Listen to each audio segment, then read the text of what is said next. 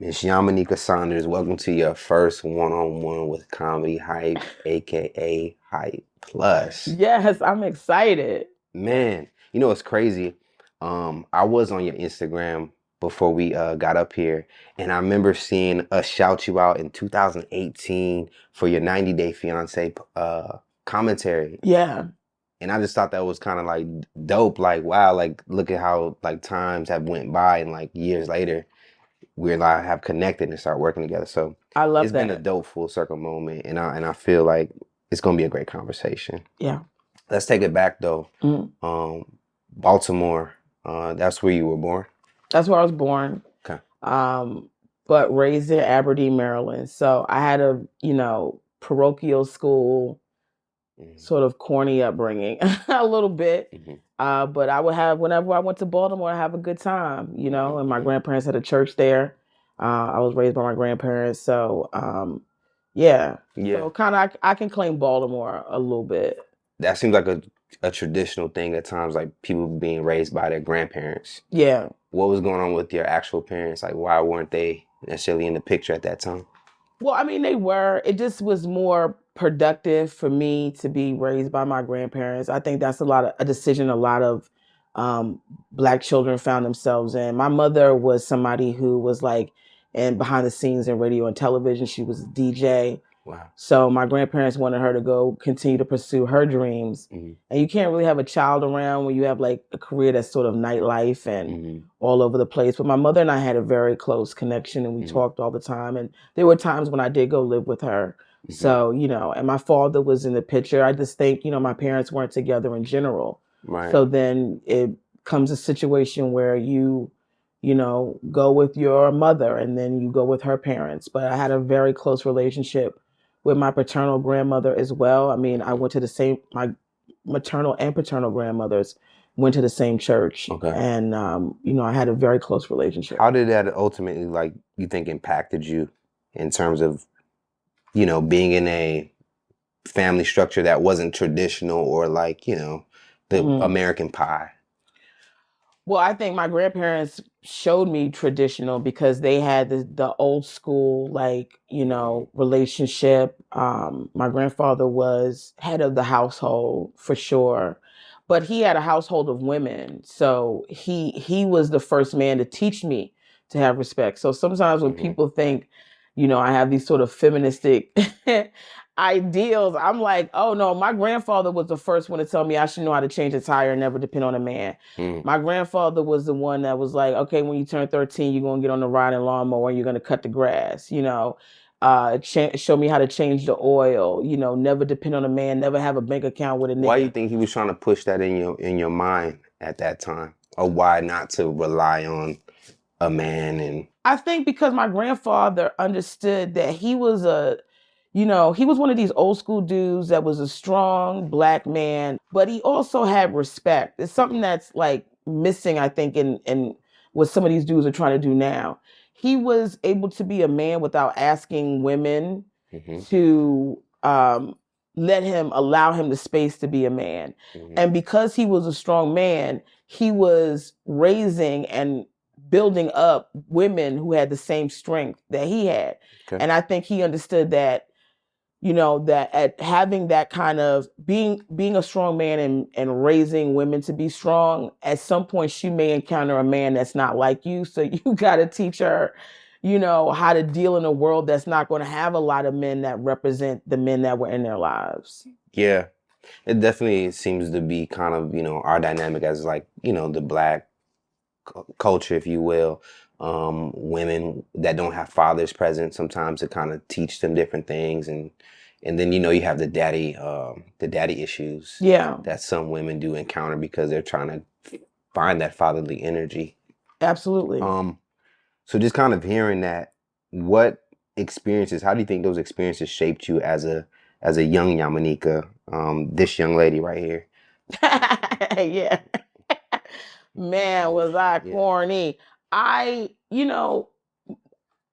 there was a lot of things that happened when I was a child that shaped my life.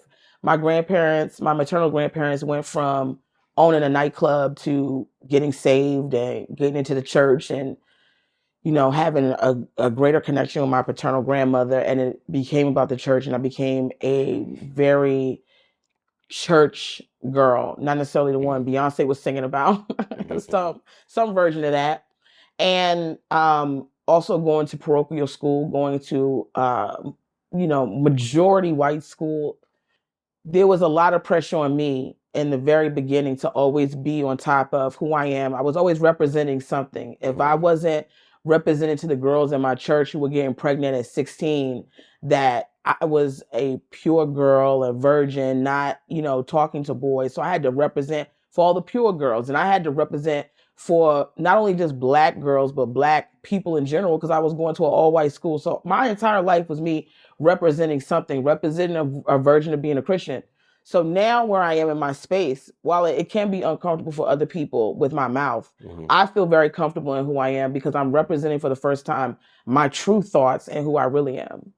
As far as like going to a predominantly white school, do you think that like shaped you dramatically in terms of how you look at things? Mm-hmm. Do you think life would have been different for you if you would have just kind of maybe stayed within like your own community and never got other perspectives?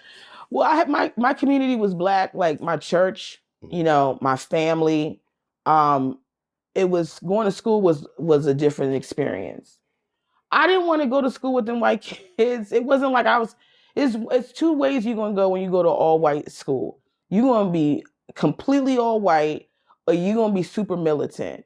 And I chose the militant route because I saw things that didn't make any sense to me. Right. My family was very pro-Black, right?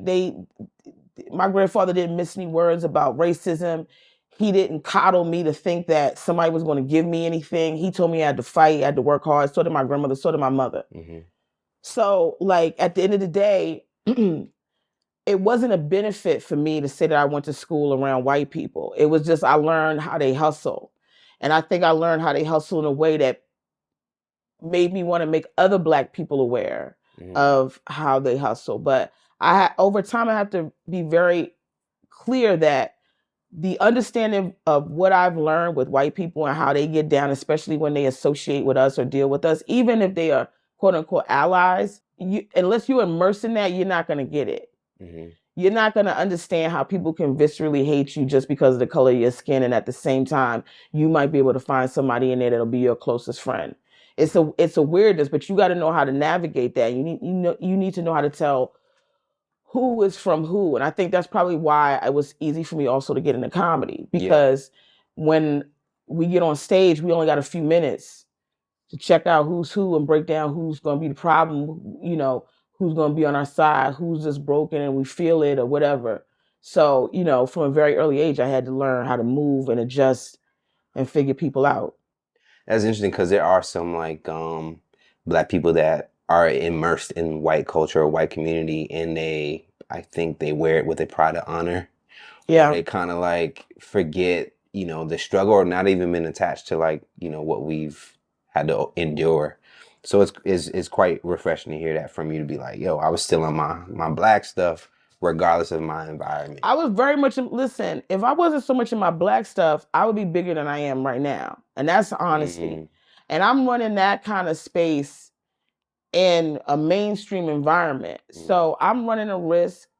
If you come see me live, white people see me live, it's uncomfortable for them, especially when I'm... But it's interesting because Paul Mooney was very much in your face, but they would come. I think white audience, they seem to like that somewhat in a weird way, like kind of a yeah, but he had a lot of people walking out of his shows. And I think what happens is, he was a genius. Mm-hmm. But, I'll be honest.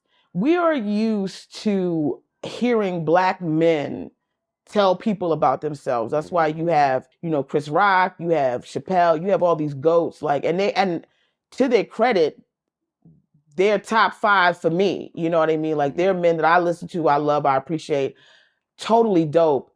I want there to be a female version of that, and not one that's,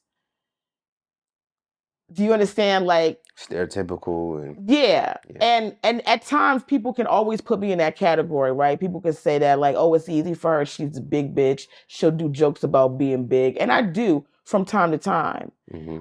which is fine. It's in my wheelhouse.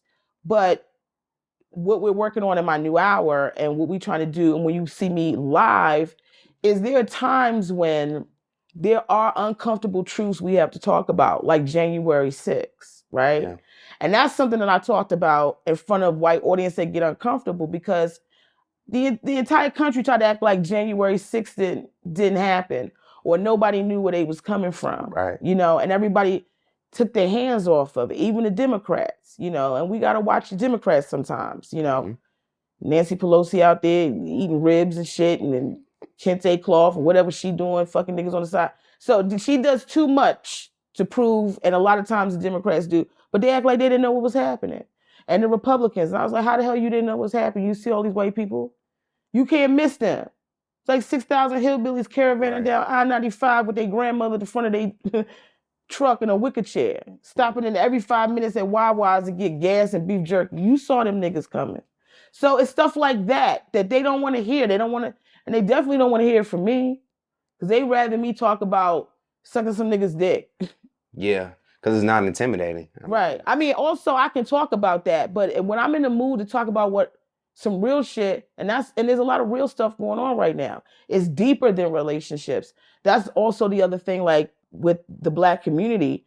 You know, we got a lot of stuff coming on us relationship wise, but I can't wait. And I talk about this stuff too, but I can't wait till we get beyond the Black men this, white Black women that sort of conversation, because I think we got bigger fish to fry in our community. Yeah, it can be counterproductive because it's a lot of attention on that topic.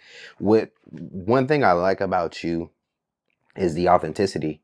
Like, there are Black entertainers who will get around white folks and then switch up. It's like this, and I think it's respected by you. Do you think, like, when it comes to like a white audience or white people, do they typically like authentic Black people? Like, how do, like, you get what I'm saying? Like, yeah, no, I mean, listen, well, everything is geared towards whiteness, right? Like it's not a shot that comedy is. I mean, we can't even have a Black mermaid. God damn. You can't have a Black fictional character. You know, like shit, the mermaid wasn't even a damn mermaid. Ain't no damn mermaids. How many bitches you know living under the sea still got their hair pressed? yeah. You know what I mean? Like, what's she doing down there? Come on. Why wouldn't... So they get into that shit. White people are weird about this shit, and they very territorial in a way. Black people, we not, right? We give up anything. Right. You know, country and western, you can't just walk in the country. What's the nigga from Hootie and the Blowfish? He went over there, and they barely let him blow, and he damn sure eating fish, right? But Black people, whenever somebody come and talk, oh yeah, let's give everybody a round of applause. Oh, this white person can sing all. So already, right. we don't understand why there's certain things that are geared. So when you talk about Black comics that you may not know because they over there whitewashing and they pandering, are you going to receive them when they come over here as much as you would receive a white comic who's barely doing anything, but as long as he can go to the hood, you like, oh, I'm gonna get this white comic a chance. Like, we are more accepting of people who are not us than we are of our own. And then when we see our own go somewhere and get love somewhere else, then we go, well, that nigga ain't shit, he a cornball. But you also wasn't giving them no love. Right. You know? Listen, I got booed by like 1,000 niggas on Showtime at the Apollo. I could have easily quit. And I did for a whole week. And I was like, fuck these niggas. I don't want to be bothered with these niggas. And then guess what? I came back. All right. Not everybody's going to do that dance because it's just as important to me to have Black people that deal with me as white people, as all other people. I want everybody to vibe with me who can vibe with me. I don't want race to be the thing that people can't vibe with me on. But I'm definitely going to have my people's back within good reason because over time, for as militant as I've been and like Black people, a lot of the biggest shit I get is from Black people. And I'm like, nigga, I'm speaking on your behalf. Right. In front of all people that don't get it, that will still talk to you and be very condescending. Why do you think you get like a lack of love when you feel maybe you should get more love? Why do you think that is? Well, first of all, listen, I'm an opinionated Black woman that runs her mouth. So no disrespect to the brothers, but a lot of them is not going to mess with me. And then what they're going to use to say that they don't mess with me is, I'm big, I'm this, I'm unattractive, no man, all that goofy bullshit. Fine. Then when Right. brothers meet me in person, they're like, damn, you the coolest bitch I ever met. Yeah, of course. Right. Because you're just going off of what you hear from me when I'm giving my opinion about something. Right. Sometimes I love black women. I stand up for black women big time. But I have to understand there's also an element of with black women, sometimes we can have animosity towards each other. Mhm. There could be jealousy. There could be a lot of stuff. Sometimes I get women that say, like, why do you say those things? Not so much that they don't want me to say them, but they don't want me to say them because they don't feel comfortable saying them. Right. And it's like, bitch, just let me say the shit. Then we make it better for all of us because I'm not here to compete with no woman. Right. If I was, I could easily get a lot of shit fixed about me and just go do cute comedy, but I'm not about that right now. Yeah. You recently, you was on a show in a recent episode of the Comedy Hype News show where you addressed Aries Spears a little bit more in terms of like speaking up to where he was able to make these statements out of nowhere about Lizzo. Yeah. It's just like these shots out of nowhere, and it seemed more like a double standard. Like it was cool for him to do that, but then now when you respond, let's dive into the Aries thing. Like, what was your reaction when you first seen like his Lizzo comments? I thought it was typical. What people don't understand is, and they run in the comments, oh, she must be loving Aries Spears. He must reject. I was disappointed. I get disappointed the most in black men. And I think that instead of black men saying, oh, I hate black men, understand how much respect I have to have for you to be disappointed the most for you. Right. Because if a white guy does something, it's like, okay, that's sort of par for the course. It's not like they got our backs anyway. Right. On certain things. Although I've had a lot of white men who have done some great things for me, but it's not like I'm expecting it. What I expect is when there are black men that I like in comedy. Like, listen, whatever we feel about Aries Spears now, he was holding up Mad TV. I mean, he was very funny. He does characters. There's no reason why somebody with that breadth of talent got time to sit there and tear down a black woman about something he wasn't even asked about. He was asked about her music. And then he had to go into some physical element. And I think that's where the frustration gets with me, with sometimes with black men, is like, as much as black men say black women don't see ourselves, y'all don't see yourselves sometimes. Yeah. How could you be this wickedly unattractive? I'm just aesthetically. That's not me making a judgment call. That's me saying, dude, what's up with your eyes? What's up with your head? You ain't got no money from what you, because this is not looking good. We all know we went to a family reunion and saw this nigga 20 years later. We go, what happened to cousin Bobby? He ain't doing well. Yeah. Look like he got sugar and everything else. So I'm making a typical commentary that everybody making with their eyeballs, but because I said it, I'm a big girl and they want to, oh, you don't get to. Yeah. No, he's getting back from me what he gave. He didn't have to disrespect Lizzo like that. Right. Is it, oh, he hit a button because I'm a big bitch? Maybe he did. So what? Yeah, I'm a big girl. Oh, you don't want me to stand up for another big girl? Because you niggas is standing up for another nigga. Because I'm going to tell you who defends Aries Spears. Dirty dick derelict niggas. Not one of the dudes I fuck with, real brothers, is holding this guy up as no hero. Right. So I always say to these dudes, listen, who are you following? Who's the dude that makes you feel like this is the man you want to be? Now, if these cats want to continue to follow after somebody that look like a bloated turd, good for you. Yeah. But Aries Spears needs to get his shit together because forget everything else. The man was talented. And why are we knowing him for tawdry shit instead of knowing him for stand-up and what he's doing now in comedy? That's what he need to focus on. That's real. Now, you said something in regards of the type of men that might be following an Aries Spears. This is a tweet that you had some years ago. The first thing insecure men do to diminish a woman is talk about her looks or her sexual viability. A lot of women get bothered by this, but let me say this. Attractive men with big penises don't have time to comment on Twitter or IG because they're fucking. Right. Yeah. And then oftentimes they fucking big bitches too. Here's it, it's easy because one of the things I'll always say is I'll always tell you the truth. Women are in a society where we get judged by our looks. If I act like somebody saying that I'm unattractive doesn't bother me, I would be lying. That's me exposing vulnerability. What I can't do is I can't always think that every time somebody says I'm attractive that they're telling the truth. And that's the difference. So I feel like When men get bothered by me, sometimes I laugh, right? Mhm. Sometimes I have glee Mhm. because as much as I think they affected me, I go, wow, I really I really got on this guy's nerves. Some of the comments I just love so much because it's like Yeah. some of them I'm like, is this a love letter to me? Like it's so intense.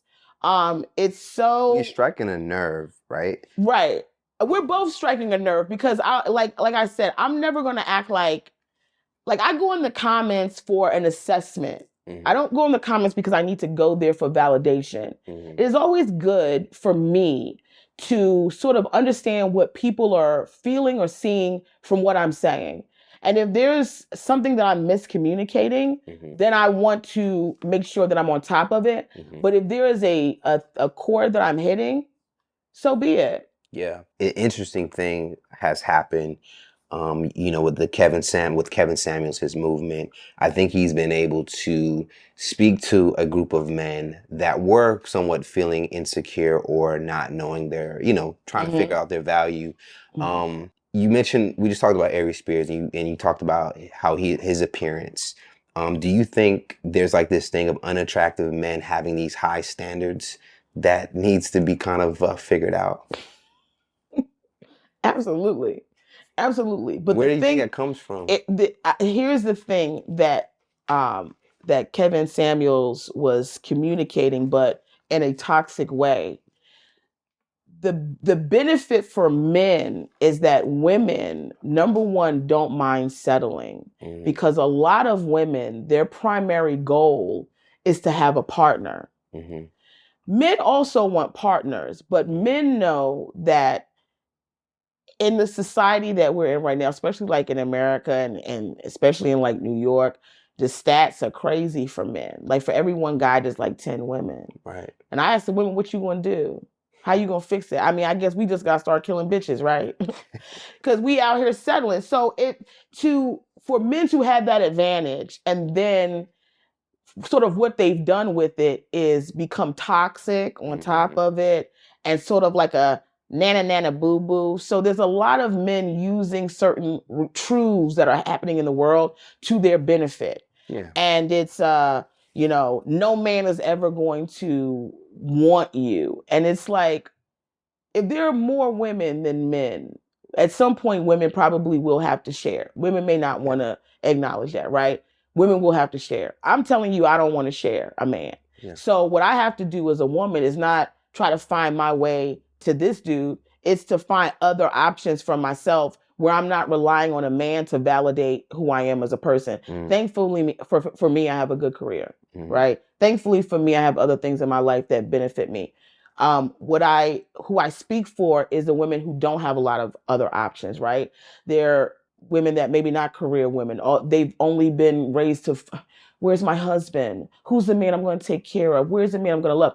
Those are the women that my heart cries for because a lot of those women get overlooked. Mm-hmm. For as much as we have men saying that women are gold diggers and women want this, they want that. I'm like, I see a lot of regular women everywhere settling for a lot of regular shit. Not only that, I have friends of mine who are these high value women with the degrees and that no man want.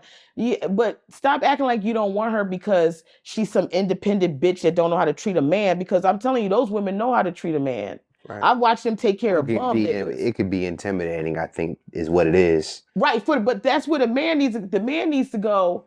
Wow, it is hard to be with a woman that got this and got that, especially if I don't have this and that. But we're in a society that would rather tear the man down, to tear the woman down.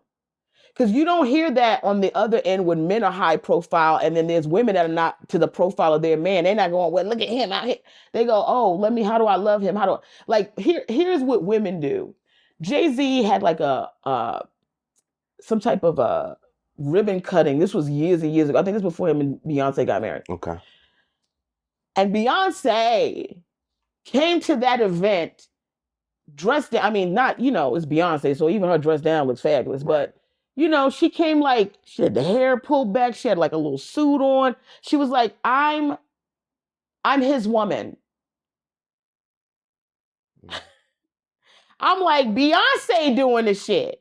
You understand what I'm saying? Mm-hmm. Like, no matter, and I'm sure Jay-Z, and he seems like a very secure man, right? Mm-hmm. But there's a part of the woman that goes, I just want to be next to my man and see my man win. So this idea that women don't want to see men win because they're at a certain level is bullshit. Right. Right? I can't tell you how many dudes who's going to be on my level in comedy right now that ain't married. Do you understand what I'm saying? Right. It's a lot of cats that are not on my level in comedy. So if I fall with some dude, okay, I like you. I like you for who you were. Listen, let's come build with what I got. Mm-hmm.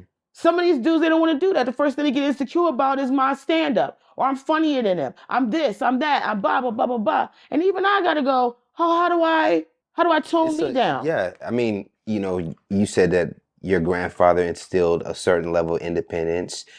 Just kind of me in terms of the dating space, I understand the intimidation because it's going to require more out of me as a man to be able to like feel like a man in our space because I do think that's where some brothers are maybe struggling, where it's easy to see the damsel in distress and I could just show up in my presence and she's like, oh my God, baby, you're here. But a woman that can like change her own tires, like how the fuck do I be the hero in But this? it's easy to be the hero in that. Because if I know how to change my own tires, you can change them. Thank God. I'm trying to change my own tires. Yeah. I'm only learning to. Interesting enough, a lot of guys don't have that don't know how to do that. Well, listen, if it take me showing you how to change tires so that I don't have to change tires anymore and that make you feel like a man, I'll show you how to change your tires. I think what people don't understand is like, what men are not getting is beating down a woman only gives you like a hamburger, right? Building up a woman to give you a meatloaf. And yes, I'm using a food analogy, you bitch. Okay. But you can beat down a woman, get you a hamburger. You can build her up and add ingredient, and then get you a nice meatloaf that you can have some sides with. Right. And I think men are sort of on this, if I beat her down, you ain't shit. Nobody wants you. You ain't this, you ain't that. They go, then we can conquer these women that we would never have access to because they're doing better than us, beat them down to our level, and then now we get to pick from them. And then you wonder why the women you're picking from got an attitude, or they strong, or they mean, or they this, and they that. Because like they've been in battle with you niggas since the beginning of time. Yeah. Or you can do this thing, right? You can play chess. I had an ex who loved chess. 2 exes actually. Loved chess. Both of them niggas played checkers with me. They don't know how to play chess. In chess, your queen is on the board, right? She's guarding you as the king. At some point, you got to be the dude to say, listen, I got my bitch out in the front. But also, as I got her out in the front, I got all these other niggas surrounding her. So it take a lot before you get to me. And it is the dude they're going to try to get to. You got to go through all these different, but not only that, the queen has been fortified with so much power from the king that she can move any way she wants to. She can send dudes on her own. She can navigate in ways before, oh, you messed up over here. Let me just get over here because he couldn't do it. The rook couldn't do it. So I'm here. Oh, let me get over here. All of that while she's protecting her king. To do that, you have to be strong. I don't think men understand that women need to be strong women in order to be this functional woman that you want. And her softness will come whenever she interacts with you. You determine her softness. But you got to let her be strong too. You got to let her be somebody that can build. And so you don't complain about all these things. But really, when we get down to the bottom of it, we have men complaining about women they cannot acquire to women that they can. So they're punching down. You're calling everybody a gold digger, a BBL, you weave, you this, you that. You're talking about a small population of women that you're seeing on Instagram. You're running into their DMs. And because they got BBLs and they look hot, they can get a man in Dubai to take them out for billions of dollars. And you're going to bring them out for what, 45 cents? Yeah. So then the women that you have access to, you yell at them about the stuff that the women that you can't get access to are doing. So now you got all these women who are social workers, librarians, teachers, whatever regular women about their grind, beautiful women trying to do their thing. And they're going, what are we doing? Why are we being so attacked? So now that puts a whole other demographic of women who are like, well, when in Rome, do as Roman. Yeah. So now you got all these pick me, choose me, thirsty bitches out here running around tomorrow. What we got to do for our men? And it's like, it's a vicious cycle. And at some point, I'm going to be clashing with the choose me's, the pick me's, and I'm going to be clashing with the dudes because my narrative is not about overpowering men and taking men down. My narrative is we need to be strong as a community. Everybody needs to be thinking on all cylinders, know how to communicate, know how to have discernment, common sense, so that we can move forward. And that does not require you to put me down or make me subservient so that you can feel like a man. I need you to be able to feel like a man independent of whether I'm making you feel like one. I would say I think it has a lot to do with leadership because I think both sides are in a bad situation. With these men, you know the saying, hurt people hurt, right? Sure. So I think a lot of that deals with men who did feel overlooked, who are trying to get the young lady who has the BBL or the beautiful girl on Instagram, and she's leaving him on read, or she's not giving him no time of day. And yeah, he's feeling rejected. She's not entitled to, it's an entitled, she's not entitled to, right? But his self-esteem, and I understand that. I grew up a geeky kid in Maryland. I understand that. I used to talk to myself until I was like 9 years old. I had almost zero friends, very isolated. I get that. I can't grow up and go be a bitch to everybody because, you know, I had an isolated childhood or I was a nerd or people didn't get me or I didn't develop until late. I had to look to other women who were older than me, who had wisdom to navigate me to being the woman that I am. Also having great men in my life to help navigate me to being the woman that I am. And I would implore those men, instead of riling them up with these mission statements about how disgusting and awful women are, because again, that I don't think these men understand. If you have to fix women in order to be better or have better, then your whole existence is dependent upon these women that you inadvertently hate. Yeah. Instead of men saying, listen, brother, let me show you the way. Let me show you how you can get your esteem. Let me show you how you can build. Let me show you how you can get your perspective, because it can't be every dude out here want a woman that's a BBL. As much as they tell, and that's no disrespect to women that do BBLs and stuff like that. I'm all about a girl doing what makes her feel comfortable, being sexy, vibe, and all that. We can't continue to have a community that continues to tell the men that the women ain't shit, because then it's never going to change. And then we're just going to continue to have an environment of toxicity going back and forth and back and forth. We need people who are going, let me uplift you. What's the guy, the hip hop preacher guy? He's always encouraging these guys out here. Is it EJ or something like ET? Like he's, you know, he's like, get it. And I don't know much about like his personal relationship with his wife or whatever, but all I know is whenever I see that dude, instantly I see a representation of here's this black man trying to rally black men like, this is where I was, brother. You ain't got it. And I love seeing black men like that do stuff like that. And I definitely think, again, that's just like leadership. We don't have a lot of examples. And you got a lot of brothers who are getting podcasts and they starting it. And it's like, you know, who gave you the microphone to say these things, and they're projecting to the world. And I do think it's a stance of like what you tweeted back that we just read was like, I don't think the brothers that are doing well with women have that type of energy. From my own personal like dating experiences, I don't harbor any type of rhetoric that wants to beat down a woman. Right. I love y'all. You know what I'm saying? Right. Yeah. Like, because you have access to us. You know, and that's what I'm saying. Like you do hate the thing that you're trying to get. But I cannot tell you how many, and I say regular just for a lack of a better word.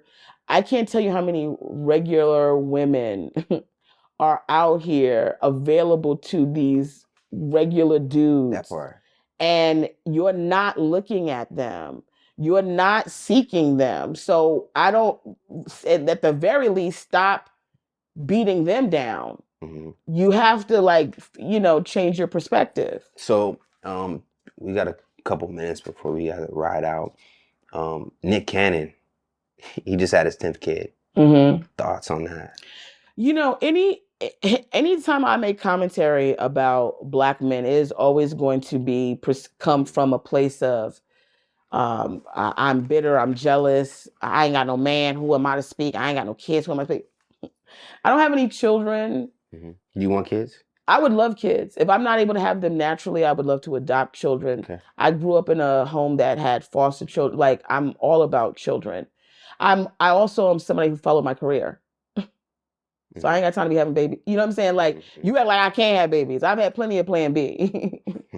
I'm just, will I have children by the time I'm able to really have children? Mm-hmm. Who knows? That's only in God's hands.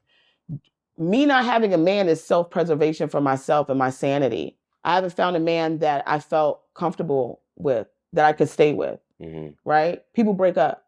I mean, so when it's things that are out of your control and people speak on those things, what they're going to make, their commentary. So anything that I say is going to get misconstrued.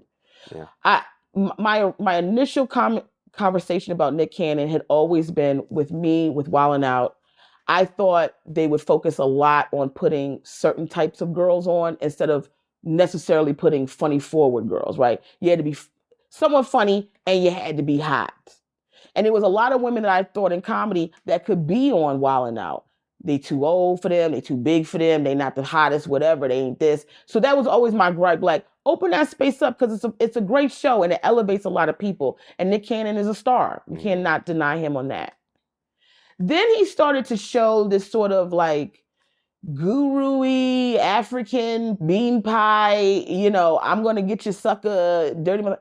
And I was like, oh, this is like, he's like the Houdini of blacks now. And maybe I can listen to him. Then he was talking about getting the bones of Dr. Sebi and, putting in him some cider. I don't know. Then I was like, oh, okay, I can kind of listen. And then all of a sudden, his mission was very much against whatever he was promoting. And I think sometimes that's also a commentary that I've always made. It's not just Nick Cannon, where you have sort of these black men who have this sort of like Afrocentric dynamic about them, but their partnership is never with black women or black women that you don't have to go, her mama black, you know what I mean? Her daddy black.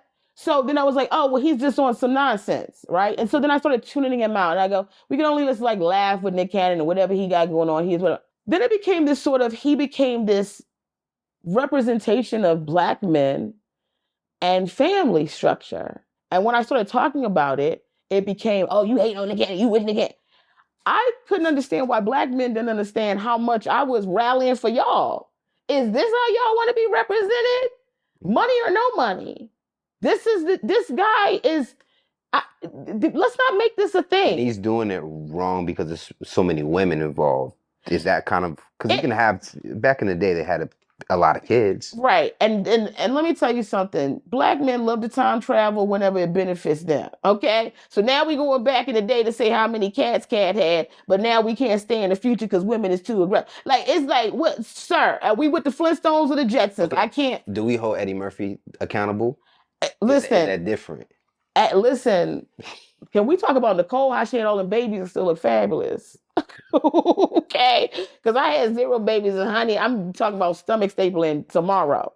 I think also Eddie Murphy, there was a dynamic there. He was and here's why I'm talking about the imaging of Nick Cannon.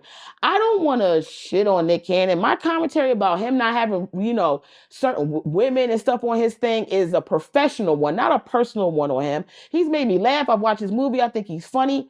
To me, some of the stuff he got going on, it don't make no sense. I also think we keep forgetting the man has lupus. Right? So at the end of the day, a lot of his decisions are about what is a very immediate timestamp on, I think, with his life, his legacy. I think there's a lot of confusion around that. But let's leave that with Nick Cannon. Let's not make this what black men get to go around and have. Not when we have a high rate of single mothers in our community. That, again, that's another thing we blame it. Oh, because, black men, can't stay with the women because the women. And it's like, well, how you mean to tell me it's all black women that you brothers don't want to be a part of your children's lives? Because, there's a court system that can help you deviate up the time and, but then there's accountability in that. So I understand to just leave is easier. But I'm not with the Nick Cannon. I'm not with what he's doing. And Future and all these other dudes. Sort of like when you leave, and these women can save face all they want and go keep my name with the one of the ones like keep my name out of the mouth and you don't speak on my he not my sugar daddy. Well, I mean, I hope at the very least when you decided to have a child with a man, his financial portfolio played in consideration at some point because bringing a child into this world is not inexpensive. And especially we talking about Nick Cannon, who is a man who is on a certain level. So his children have to be at that certain level too, just for their safety. They have to grow, they have to go to certain schools. They need to be in certain environments. They're already going to be in those environments when they're with him. Right. So you need to be in that environment too as a mother, even if he's not living with you, because the child shouldn't be stepping up and stepping down according to. So we holding the women accountable too. Absolutely. Absolutely holding a woman accountable. But see, when I say that, then we also lose focus of like, well, nobody's saying nothing about the women. Oh, I am saying something about the women. But then when I say something about the women, then you're telling me I'm hating on the women because I'm jealous because I'm fat and unattractive. So what? I can't. So I'm just not. I will just hold up an SOS sign. Yeah. I have commentary in this world. You guys better be glad I'm out here. Yeah. Speaking. It's important to hear your voice. It's important someone has to say it. We get a lot of that attention on the male side of the game. There's a lot of men. You have your Corey Holcombs. You have even Aries at times with other topics. He'll say some stuff. I want to say something about the Corey Holcomb thing real quick. My goal is never to be negative. And even with him, with Aries Spears, or the comments that they said, they got upset about with Tiffany. Some of the people I know, right? There's no goal in to be negative, but we do come on here to make commentary about things that are happening. So I am doing my job by making commentary. When we have people going in the comments, oh, you don't want no smoke from Corey Holcomb, you want 51.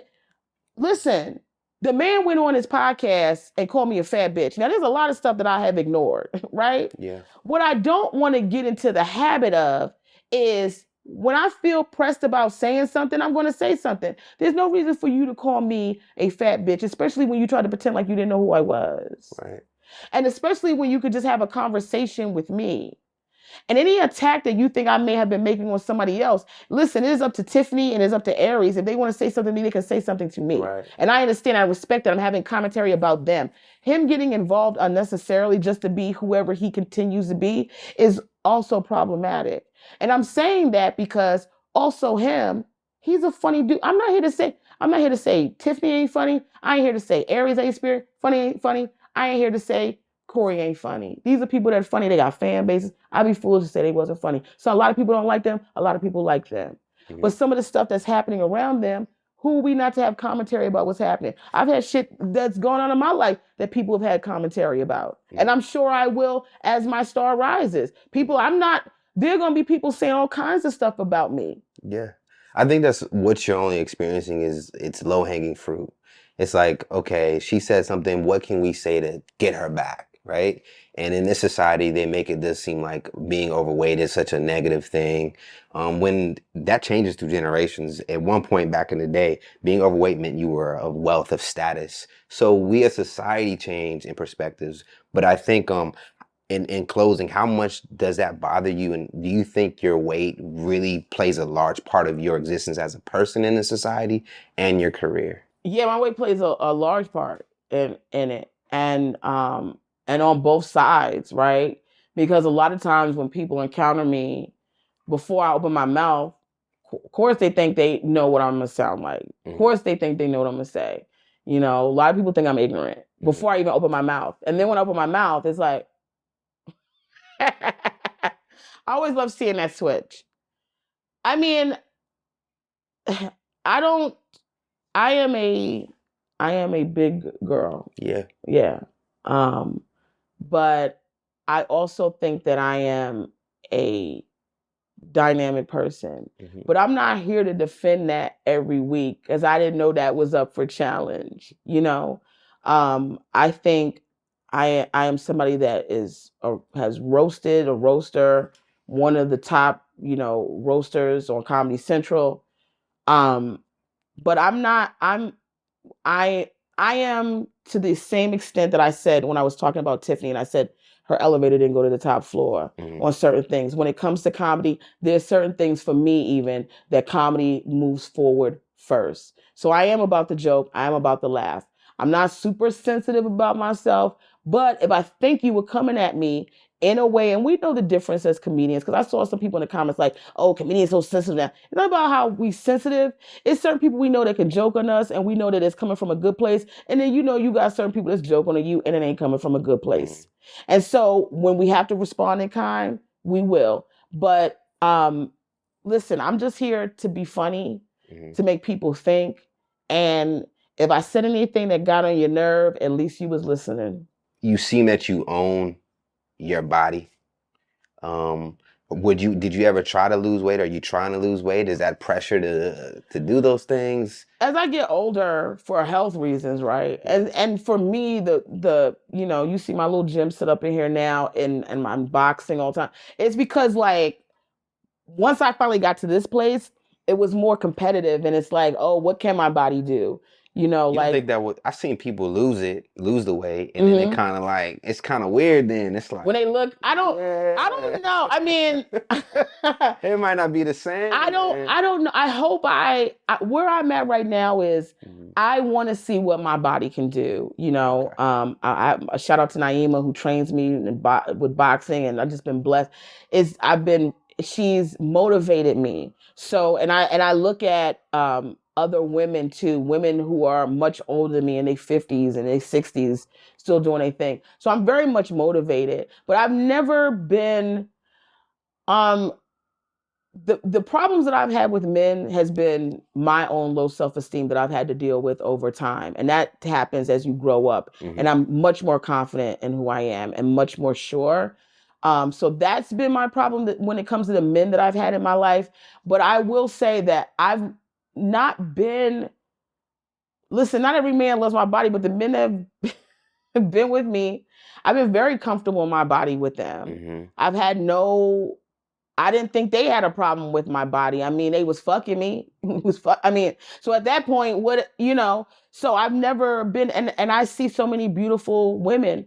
I see so many beautiful, thick women that don't get promoted, heavy, overweight women. And you like, oh, where you get this guy from? Oh, and it's like, when you look at it, it's like, oh, he's lucky to be with her.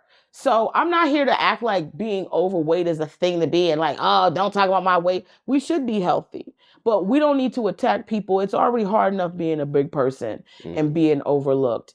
And I think maybe to that extent, my voice, how I speak, how I carry myself, because I am a Black woman and I am overweight, I am a part of a population that is always being quieted. And that's why my voice is that way. I don't know if I lose weight, will I be quiet? I don't know. I hope I don't lose that much weight. It's always interesting to see how that goes, because I do think sometimes, like I remember like Bruce and Lavelle, I think their weight added to their persona. And so when it kind of, with Lavelle, he lost it. He was still himself, but I feel like a little bit of the persona kind of went away with it, which is... Well, you have to make adjustments in life, right? Some of the stuff I get away with is people think, oh, let her get away with it because it's hard, it's hard for her with the body. But that's why I always focus on talking beyond that as well. Yeah. And I think that's been your issue, because they're not giving you a chance to see beyond that. They're just the physical body and be like, oh, let's dismiss her.